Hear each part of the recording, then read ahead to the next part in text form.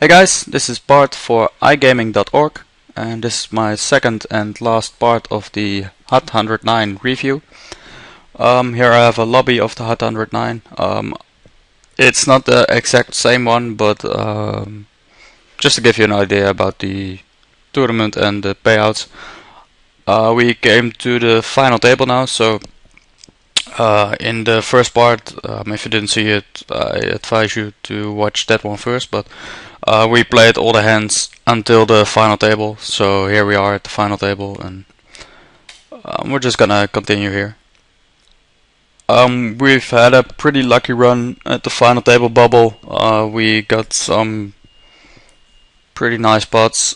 We took a lot of blinds, and then we got I think ace king suited against jacks on the bubble, so that was pretty lucky.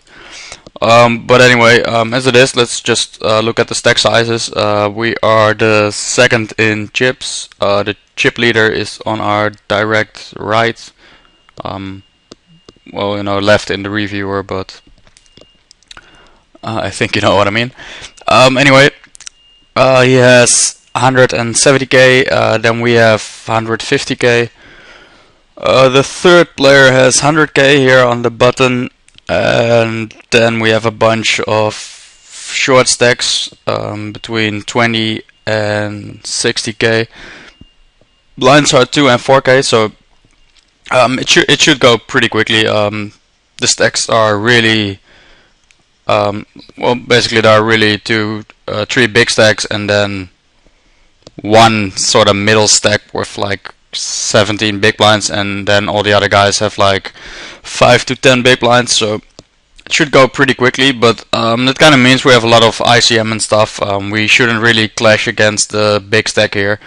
We should play a pretty tight game here, and also there are so many short stacks behind us, so we can't really open that wide because we will get reshoved pretty easily, and then we have to either fold or flip, and in both cases we don't really need to do that. So right now we can just focus on playing a pretty nitty game. I'm just gonna push a lot of buttons and small blinds and stuff like that against the shorties, but other than that I'm not gonna get in too much trouble, I guess.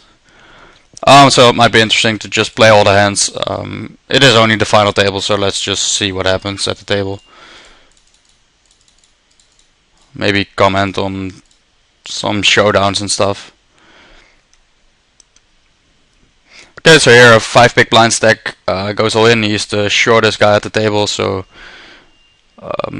he should still be pretty tight in this spot because there are 2 other 5 big blind stacks, and it's not like he can really wait for a pay jump or anything, but he should definitely not be too wide in this spot. But ace 9 suited here with 5 big blinds, I'm definitely getting it in, and then the guy on the button over jams with 15 big blinds. Yeah, I think this is fine, but I would definitely not be much wider here. This probably would be my bottom.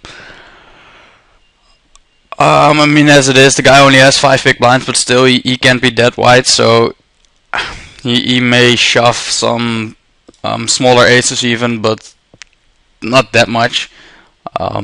So I would get it in with ace jack in this spot, but not much wider. And then ace 10 suited. Yeah, that's it.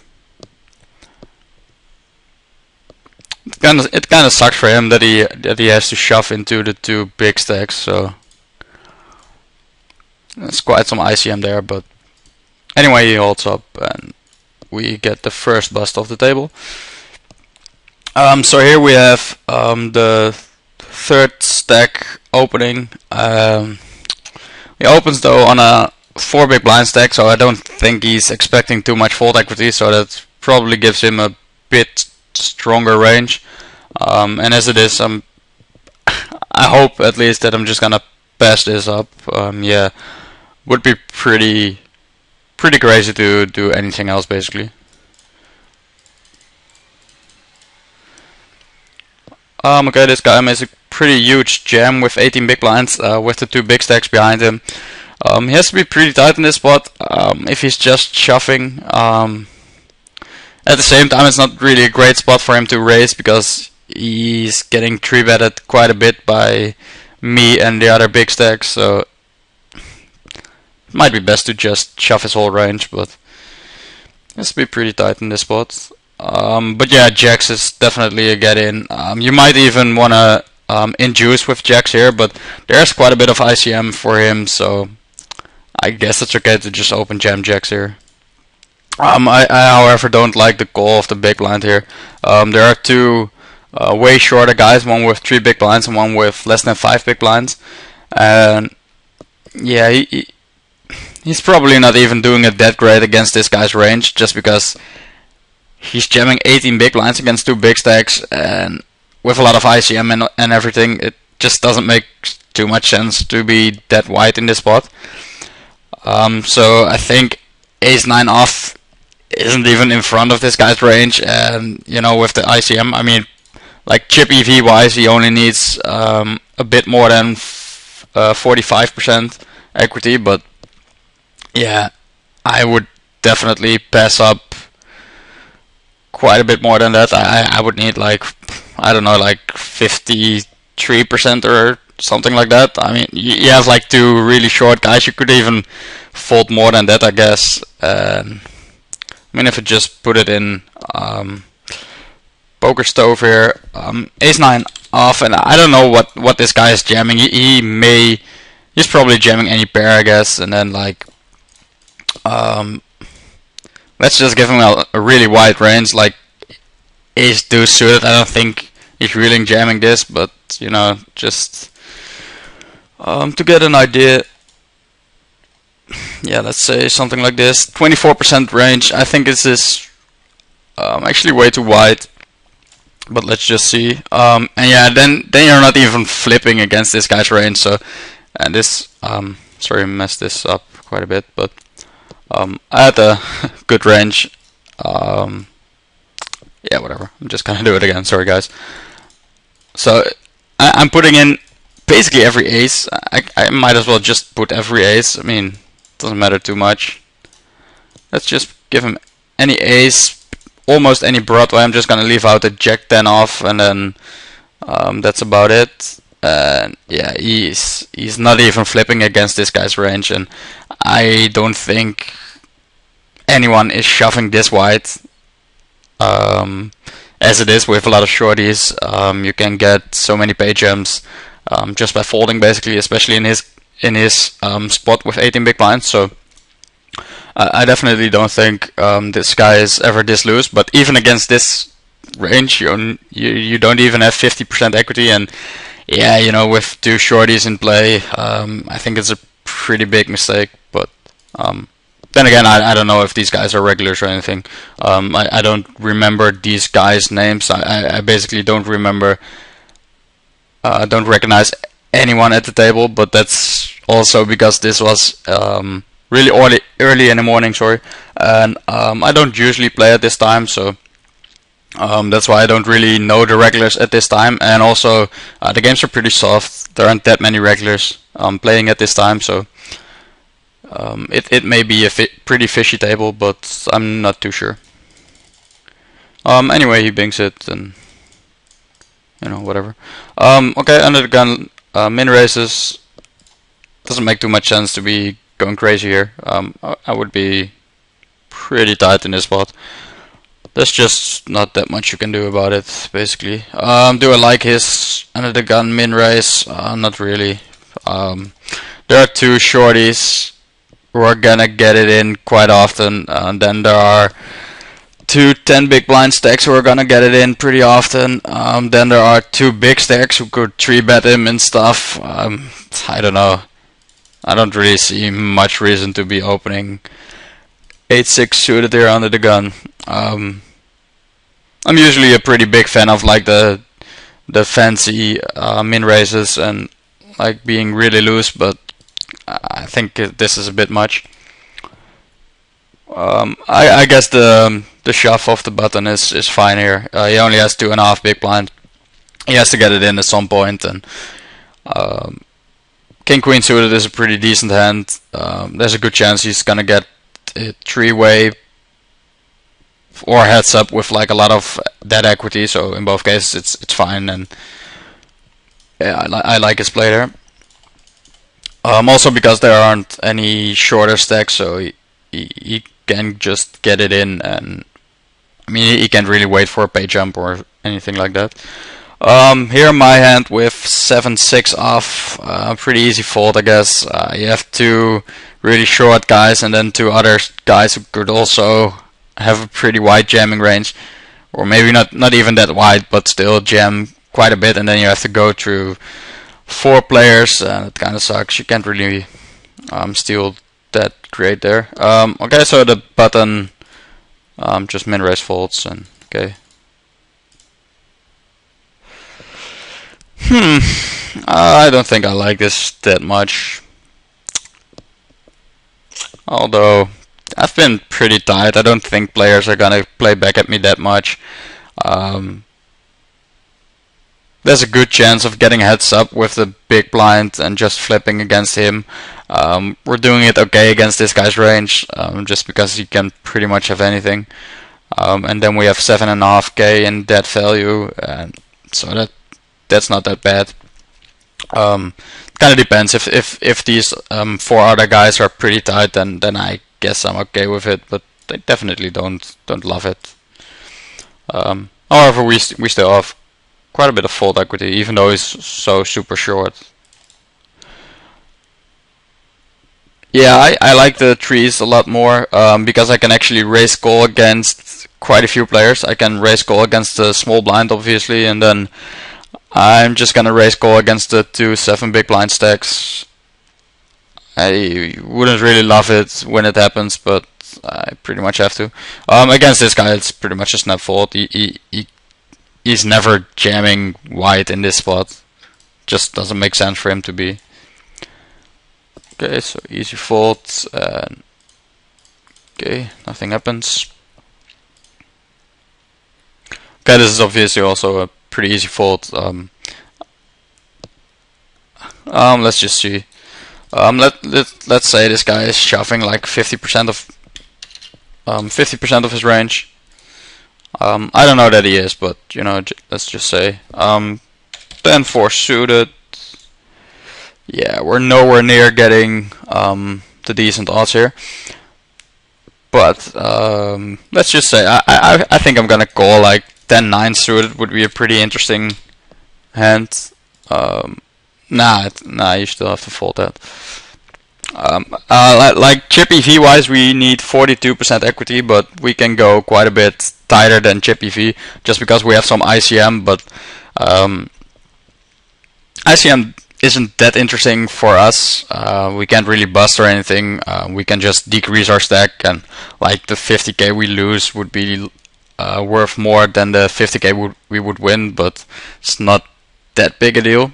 But it's especially like stack wise. I don't really have any reason to be gambling or to take close spots at this point, just because I can pretty much fold myself to the top 3, which is, if we look back at the payouts, let's see, we're at the last 8 now, so we're getting 58 sorry at this point, and at top 3 would be 2.2k. So obviously we can't actually fall to the top 3, but you know, it's pretty much what's gonna happen. And I mean, we still have an edge in this game, and yeah, we shouldn't really look up the variance in these type of spots. So like I'm never folding like ace 10 off or something. That should be a pretty easy snap call. Like ace 8 off should be a pretty easy call. I'm basically calling everything that has more than like 48% equity or something. We need 42% chip wise, so yeah, we can call quite a bit, but just not that. Here I'm just shoving any 2 cards. There's a good chance he's still folding quite a bit because there's a 2 big blind guy sitting here. So let's see. Yeah, I think his call is fine. He's just pretty unlucky.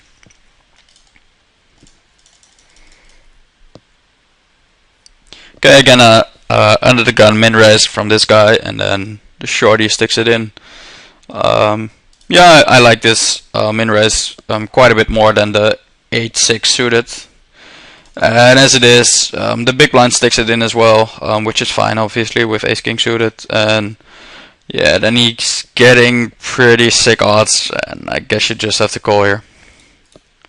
I don't, let's go back. I don't really like this shorties play, just because there's a good chance someone is busting this hand, or well, maybe not a great chance, but still there's definitely a possibility that like the big blind or something busts, and then he's getting a pay jump, which is worth quite a bit more than gambling here with a medium hand. Like I wouldn't fold like ace jack and stuff like that, but I mean he's only playing queen 8. He doesn't have any fold equity whatsoever, so that doesn't really matter. But he can just shove the next hand, and or even wait for the big blind and just have like 2 hands waiting for someone to bust. I think that's a bit better.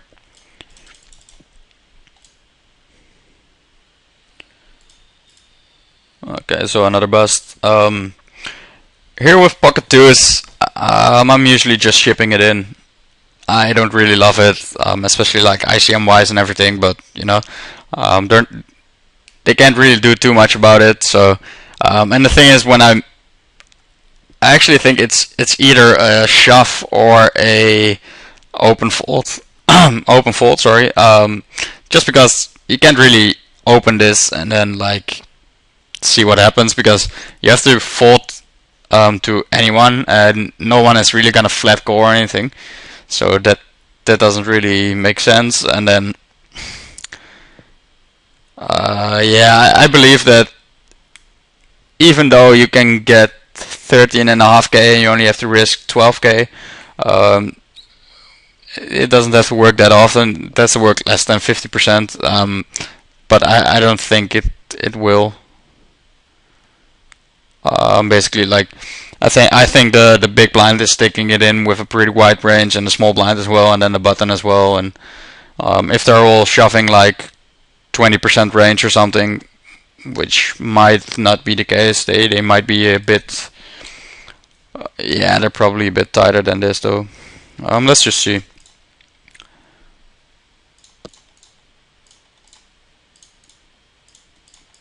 Yeah, let's say they're shoving something like 15%. Okay, let's see.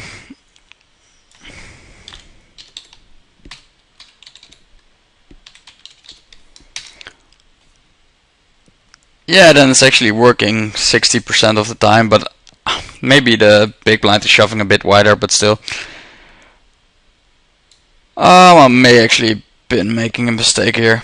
I don't actually know what my actual play was, but I've just been saying way too much bullshit basically. But I can actually just raise fold here. I still think with 2s you can easily just jam it in, but I can actually min raise any 2 cards in this spot and just fold against all 3 players. That was basically what I was saying. Like if I'm able to open here, and it's instantly profitable, I just calculated that it's gonna work 61% of the time. That's just by giving them all a 15% defending range, which I don't know if it's correct, but you know, whatever. It just gives you an idea. And if that's the case, then I can basically, if I'm opening pocket 2s here and I'm falling to a shove, then I can also just open 7-2 off. Doesn't really matter. But again, like pocket 2s, I think is strong enough to just jam it in. Doesn't really matter. Pocket 2s is kind of on the edge. I think raise folding this is okay as well. If I had like pocket 5s or something, I would definitely just shove it in. Okay, here with ace jack, I'm just gonna raise and call. I guess anyone. Would kind of depend on my in-game reads, whether or not I'm gonna call the button and cut off. But against one of the blinds, I'm just gonna get it in. But everyone folds. Here, yeah, we just opened the last two hands, or we shoved and we opened one. Still, I think this is an open, just because it's under the gun. They're not gonna shove, especially the cutoff and the hijack aren't gonna shove that wide. And the button and small blind probably don't think they have that much fold equity, so they're probably not gonna do that much either. And then the big blind is just gonna fold a whole lot. So I like this open. I wasn't sure if I would open it in game, but I'm glad I did. So here with 10 jack off, you just have to fold. We can't do anything here. I think both flatting and shoving are pretty huge mistakes there. So this spot, it's pretty similar to the pocket twos hand, but we only have two players, so it works quite a bit more. They may shove a bit wider though, but I'm pretty sure it's gonna work enough to be min raising any two cards in this spot. He actually flats, which I didn't really think of, but that's maybe because I usually play on a bit higher level when I play 109 turbo final table. But I wouldn't really have a flat calling range in his spot. Let's go back. He has to call 9k with a 70k stack. Nah, I would just either push or fold my whole range. But anyway, we flop second pair. It's super draw heavy. In some cases I would check back, but when it's this draw heavy, I would would check back with second pair in some cases, but as it is, it's super draw heavy. I just have to bet, and I think I'm even gonna bet fold here, even though it's like super exploitable. But I don't really care about being exploitable in MTTs, basically. Turn is super bad for our hand, and I think I'm even pretty much gonna give up my hand at this point. We river two pair, and I'm pretty glad he doesn't bet. I'm just happy to check it out. And okay, so let's go back at his play. I can't really find any reasons to flat call this hand pre-flop. I would just jam it in his spot. And as it is, I guess the check call on the flop. I guess you pretty much have to check call the flop when you call pre-flop, but still, it's not that great. And I think turn and river are played well by him as well, but overall it's pretty bad. Okay, here with pocket nines, it's pretty awkward. Yeah, I guess I'm just gonna shove it. You don't really wanna 3-bet in juice, I guess, or do you? Yeah. The thing is, like, all better pairs are gonna get it in anyway, so I'm not. It doesn't really matter if I shove or 3-bet in juice. And I guess like all, well, not all, but most, like ace king, ace queen type hands are gonna call anyway. So I guess I'm okay with just inducing here, just to induce some smaller pairs and maybe some low ace type hands. And also I give myself the opportunity to, if I jam here and like the small blind finds a hand and then the other guy finds a hand as well, then I'm pretty much screwed. If I 3-bet here and small blind jams it in and the other guy jams it in as well, then I can still fold, so I save myself some chips there. So I guess I like 3-betting more here, and we obviously just have to get it in. And yeah, let me see his play. Don't really love his play actually with ace jack here, just because of the ICM and everything.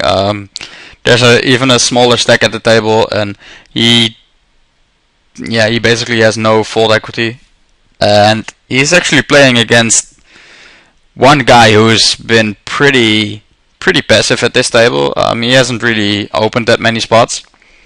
And then me, I have been not really going crazy, but I have definitely taken my spots at this final table, and but still, I don't have that much reason to be 3-betting that wide, especially with this guy being so nitty. I wouldn't really have that much air in my range or anything, so my range is still pretty strong for 3-betting here, and that's why I don't really like this shove from the button. But anyway, we get it in and lose, but whatever.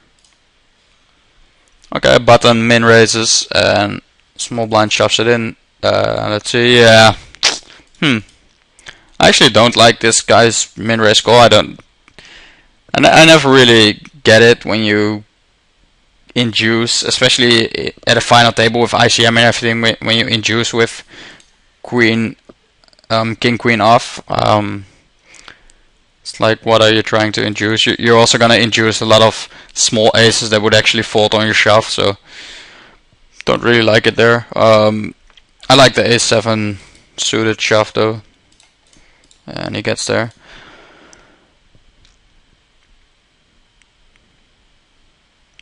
I'm okay with this either way. I'm okay with opening this, but I'm okay with folding as well. I've been pretty active, so I'm okay with folding a couple of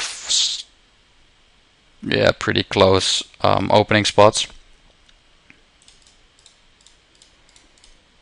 Okay, the shorty gets it in with 5s here, pretty standard.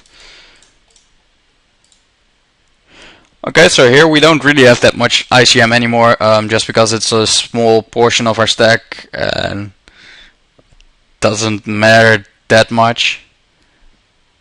I mean, we also gain quite a bit when we win this, because we're the super huge chip leader, and yeah, so it doesn't really matter. It's not like when we lose here, it hurts our stack way more than it increases our stack when we win here. So we can pretty much, I would still call a bit tighter than chip EV, but we can get it in with a pretty wide range here. Let's see, he's shoving about 6 big blinds here. Yeah, let's just give him a range like this, and then queen 6 off. We actually need, let's see, we actually need 39% equity chip EV. So let's just say I would take like 41% or something. Yeah, so this would be a fold, but like I would probably go with like queen 8 off. I would call against queen 9 off. I would call against anyone, and then queen 8's pretty awkward. But he could be quite a bit looser. Like he could definitely shove like 66% of his range or something, and yeah, then queen 6 becomes a snap call, and so it's pretty close. I guess against most players this is a call. I don't hate a fold though, especially if it's a pretty soft table and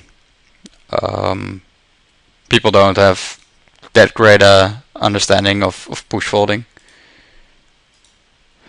So yeah, okay, I like this play. We're a bit too deep to be shoving on him, and I think like especially with ICM and everything, it kind of sucks to do that. I don't think I like my sizing too much, just because he could still have like a flat calling range with these stack sizes, and I don't really like that, so I would actually make it bigger. I actually recently started doing it, you know, just making my 3-bets and stuff a bit bigger, but I would go like 29.5 or something. I don't know if it matters that much, but you just don't really want him to flat call ever. So, and here I'm just gonna raise fold my whole range.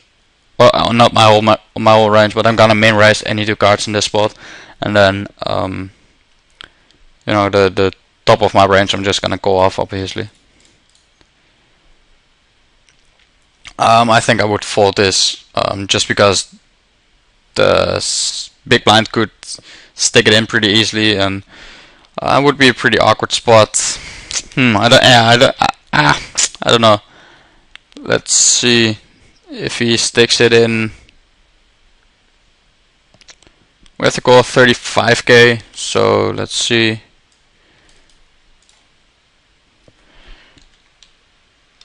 This is his stack plus, and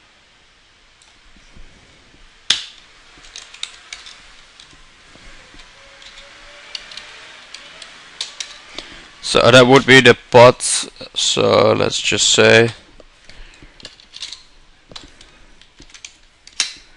yeah. Then we need 33% equity against his range. I guess we can make that. So I guess we have to raise call the big blind when we do this, and I guess that's fine. Would be a bit worse, I guess, when we have to raise fold against him.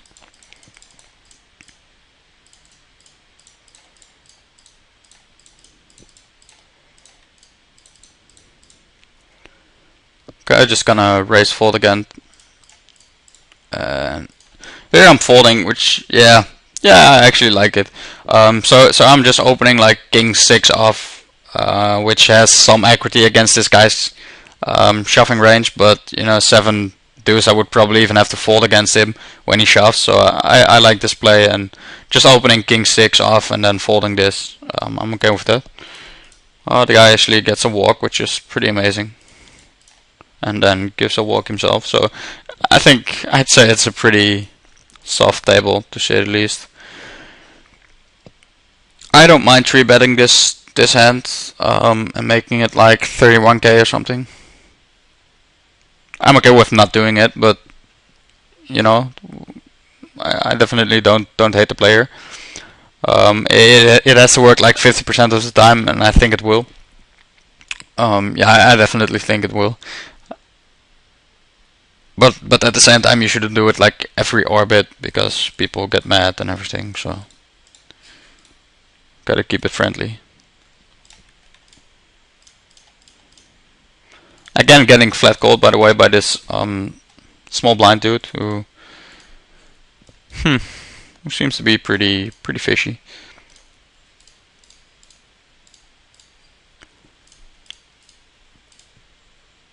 I like his play here though. Just raising and calling the big blind and folding to the small blind seems fine. Queen's obviously standard. Okay, we get kings here, and the flop is obviously really bad.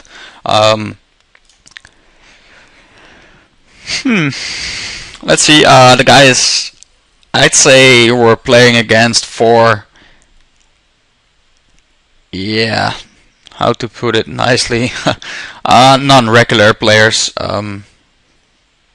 to keep it friendly. So I don't really think I have to balance or anything. So if I check back here, I don't think he's gonna bluff that much or anything, and I don't think he's gonna like know my range or anything like that. So I think I would just check back here. Turn is actually pretty good because there are less aces possible, and I would just yeah, indeed, I would just bet for value here. I'm betting pretty small, but there aren't that many draws. I mean, there obviously is the flush draw, and there are some straight draws out there, but nothing too special. So I'm definitely okay just betting small here. And if he calls and the river blanks, then I would probably, then it would be like 31, so 40, 70k in the pot. Then I would bet like, probably bet like 28k or something on the river.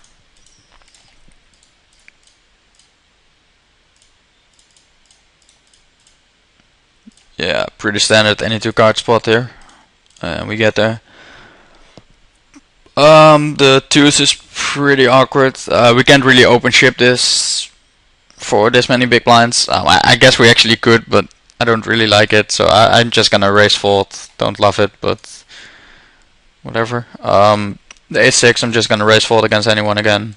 We can be pretty aggressive, being this short-handed. Ace-king and ace-queen both pretty standard played.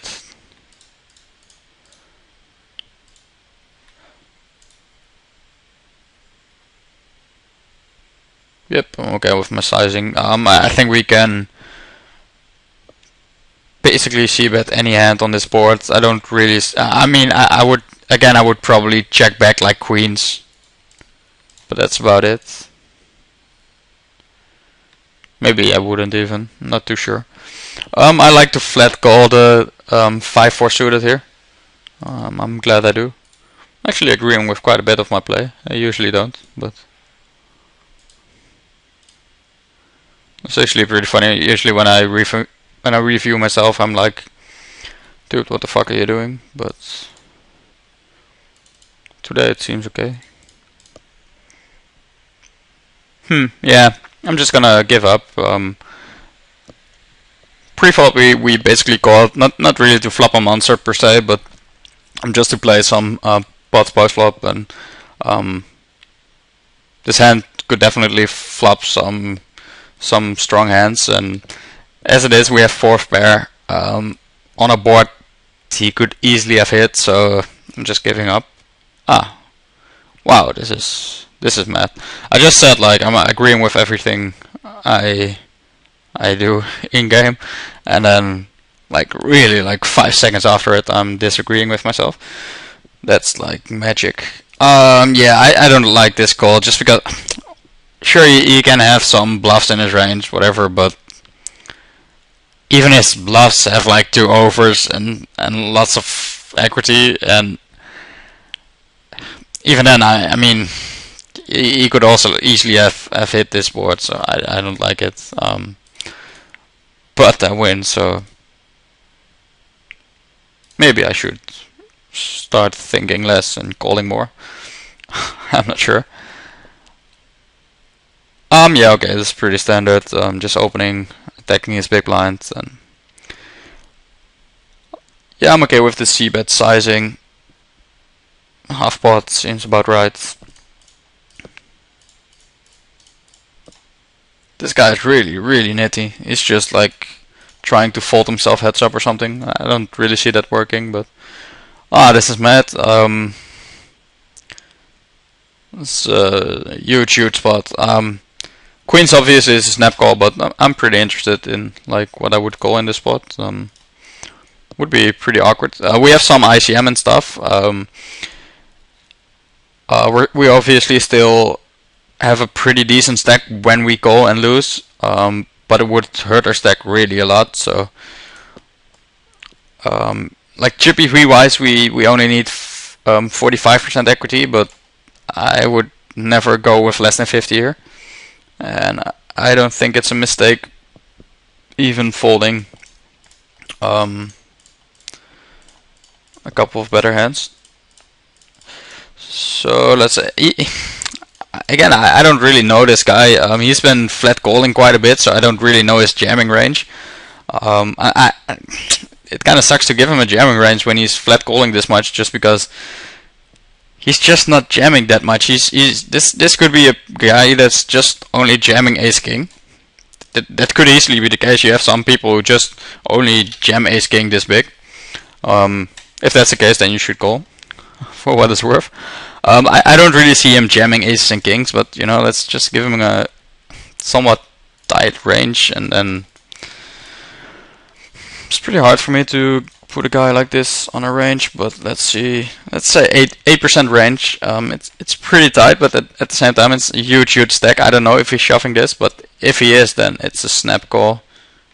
What am I doing, by the way? I'm thinking of queens, but I mean, obviously queens is a snap call, but sorry about that. I was gonna look what hands we can call here.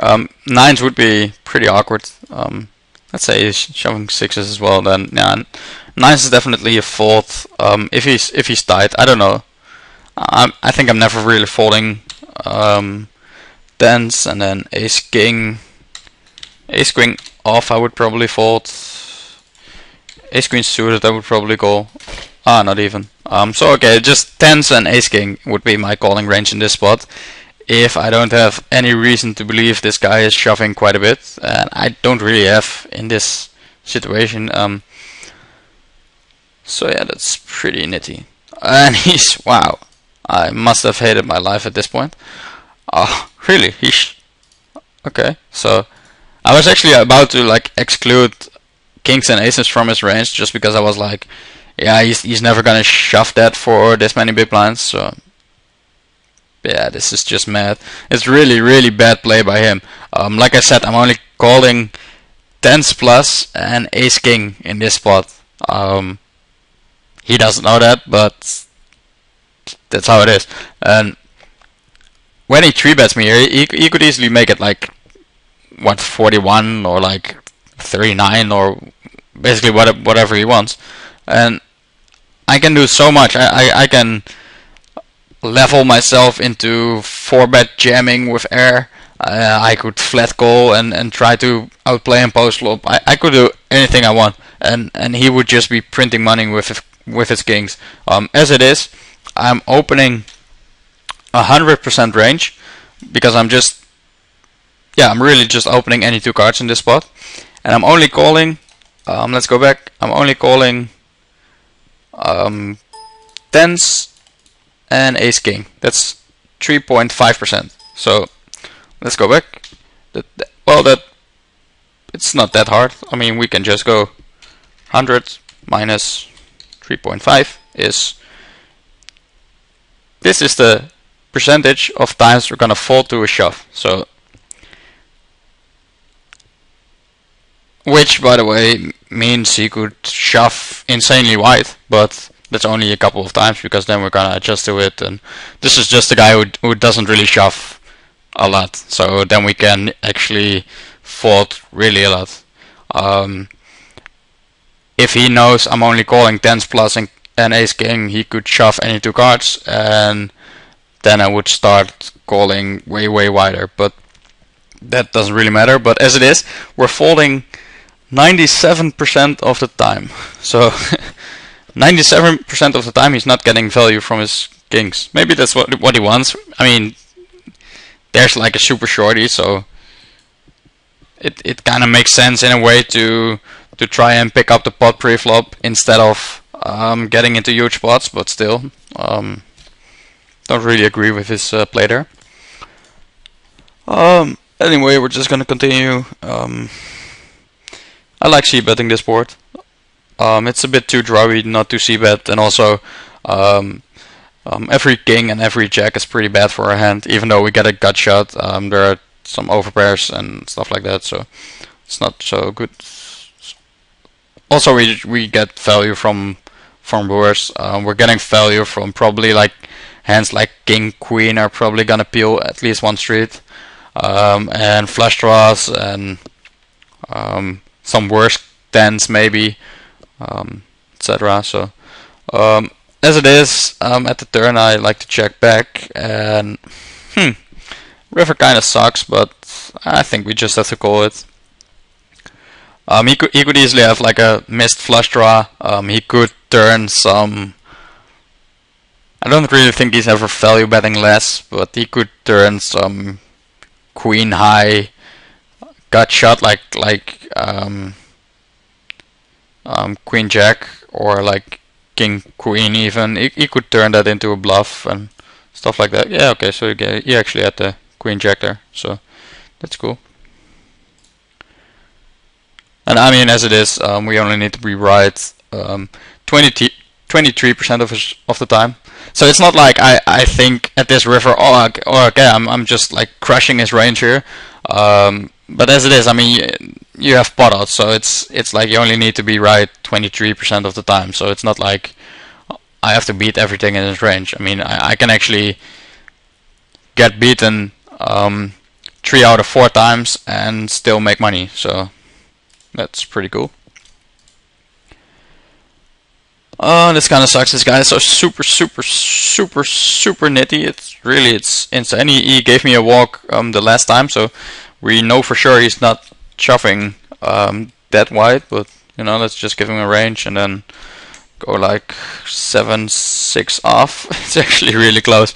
This actually would be the break-even point. So if he's shoving 46%, which is still quite a bit, then would be break-even. Let's just see if he's shoving a lot less. Yeah, it wouldn't wouldn't really matter. You always have like more than 30% equity basically. So, and like if he's shoving any 2 cards, yeah. So yeah, I guess you still have to call this. Don't love it though, but I guess you pretty much have to. Okay, we just keep attacking this guy. I would fold some hands in this spot. Like I said before, I would open any 2 cards, but that was when I was the chip leader. As it is now, I'm okay with playing a bit tighter, but still, like King Queen suited is such a great hand. So yeah, I'm okay with my c-bet here. I don't really like in position. I would check this back.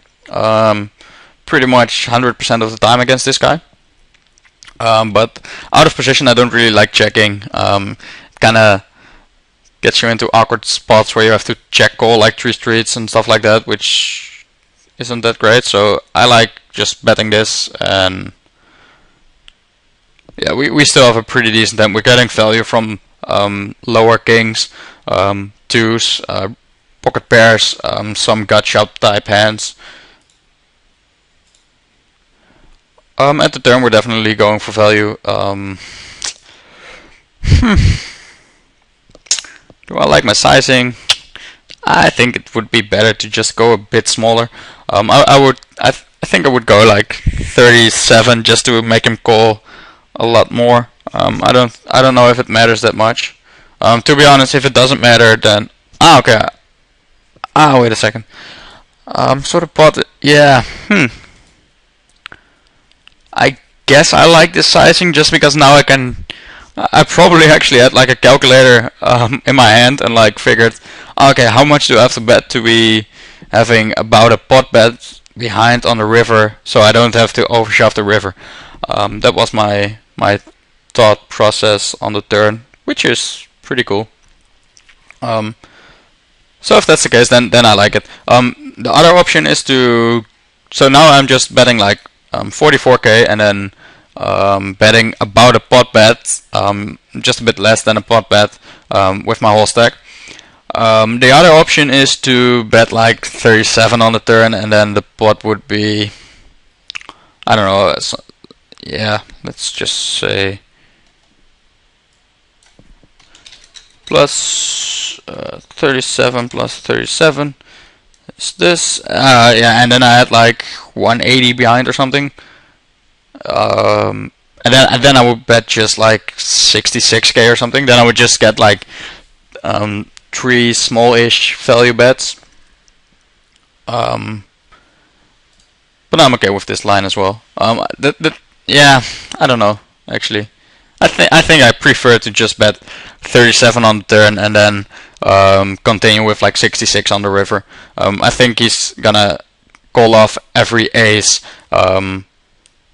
He's always gonna call off every king, but there aren't. I mean, there's only 1 king left, so he can't have that many kings.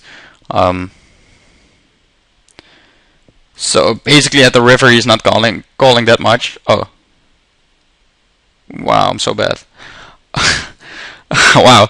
Okay, so I was gonna say I would bet 37 on the turn and then bet small on the river just to make him call every ace, but it seems he's doing that anyway. Which I don't really agree on, because as it is, I'm never barreling this way, especially with ICM for my whole stack. It doesn't make any sense. I don't have any bluffs whatsoever on the river, and he's not beating anything except for bluffs. So that being said, I really hate his play, but since he's not the greatest player of the world, I guess it's okay for me to take this line. But against thinking players and players who understand that I don't really have that many bluffs in my range, especially when I go this big, and I mean there aren't any missed draws or anything that I can ship on the river, so it doesn't make any sense for me to take this line with anything except for a king. Against people who understand that, I wouldn't take this line, but against this guy, I guess it's okay. Yeah, I hope I saved myself there. And so now, as it is, we have a huge chip lead, and we can just start go crazy basically. I'm just shipping, well, not any two cards, but like 80% range or something. He's actually calling off, which is really surprising to me. He's been folding like 3/4 of an hour or something, and then he's just like proof, which probably isn't even a good call. So I'm like, okay, what did you have the last 45 minutes that you keep folding everything and then proof? But you know, whatever. I'm not here to judge. Okay, I guess we have to call this off against this guy. I imagine he's shoving. He should be shoving pretty wide here, but I'm not sure if he is. But let's say any pair, and then I think any ace. Sucks. They should make a any ace button. I'm always selecting like every pair and then every ace, but there's actually a every pair button, but then there's no any ace button, which are actually more hands you have to select. So it kind of sucks. But sorry for the whining, guys. But anyway. So let's see. Yeah, something like this. And then we have a good old 8-7 offsuit. And yeah, we need 41% equity chip-wise, and I think let's just take like 2% more or something, but like we get 46% equity against this range, and I don't think he's folding that much. He may actually be quite a bit wider in this spot, but I'm not sure if he is. But anyway, I like this call. It's notable that I started min raising here just because stack sizes are so short. I was 2.25xing before. I don't know if that's notable, but I thought it was. Let's see. This is. Yeah, I guess I'm okay with it. I don't know. I know against these guys. These are two not really the greatest players of the world, and they probably don't reshove that wide. So I would just prefer to min raise. I don't know. I'm pretty sure like shoving is plus EV and everything, but I prefer to just min raise fold. The guy finds a hand and rerun like God, and sucks to be him. So we're heads up. It's only 10 big blinds heads up, so it's not the most interesting thing of the world. I tend to shove really wide against non-regular players. 10 big blind deep heads up. I actually shove close to any two cards. Then again, I'm not the greatest heads up player in the world, but against fishes I think it's pretty good. So I'm okay with folding this, but like suited I would definitely get it in, and like I would probably even go with like 7-6 off, and sometimes I even go with like 7-5 off there as well, but I'm okay with passing it up every now and then.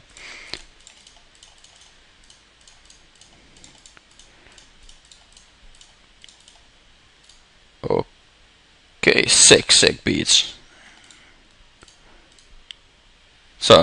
So yeah, his stack is actually a bit shorter. I was gonna say like, as you can see, sometimes we go with the 7-5 off and sometimes we fold, but his stack is actually a bit shorter, so I actually prefer to jam even more if that's the case, just because we risk less and they don't really adjust that much that they're gonna call that much wider. So yeah, and again, like this is like the really bottom of my range, so I'm okay with folding that. But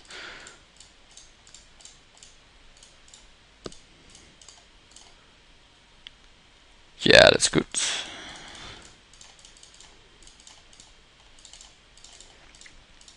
Okay, that was it. So I hope you guys enjoyed the video. I don't know, it was a bit of a lot of talking where I was